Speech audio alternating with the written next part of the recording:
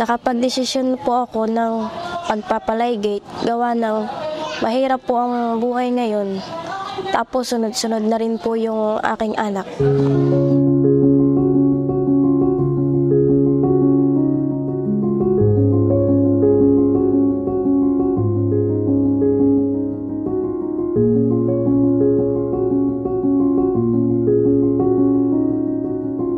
Naisipan ko pong magpalaygate dahil po, para po makatulong ako sa asawa kong pagtatrabaho, para po pati hindi na madagdagan ng 3 kong anak.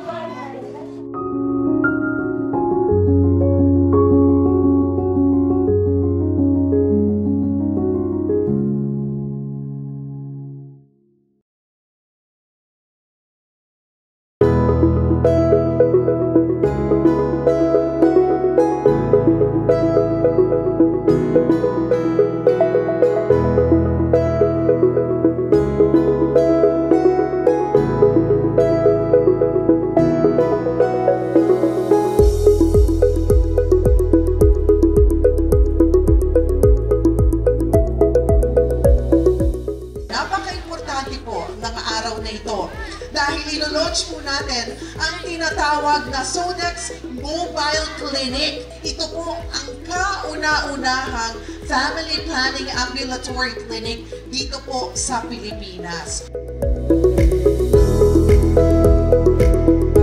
Well, ang number 1 na inspirasyon natin sa mobile bus is yung makapagsilbi tayo sa ating mga kababayan, lalo na dun sa mga clients na nasa malalayong lugar.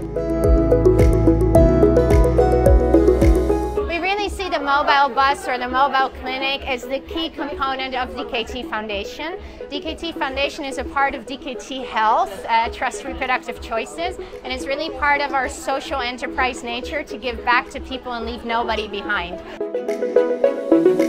Masaya po ako nung naano po tong programa na to kasi po malaki po yung maitutulong niya sa pamilya po. Malaki po matutulong niya po kasi kumbaga hindi na siya kailangan pumunta pa sa ibang lugar. Para pag mayroon na po siyang dumaan makapunta po kagad dun sa sa mobile clinic po. Masaya po ako para po mapigilan po yung pagpaparami po ng mga anak at saka malapit na po sa amin. Natutuwa po ako kasi para hindi na po ako magkakaanak.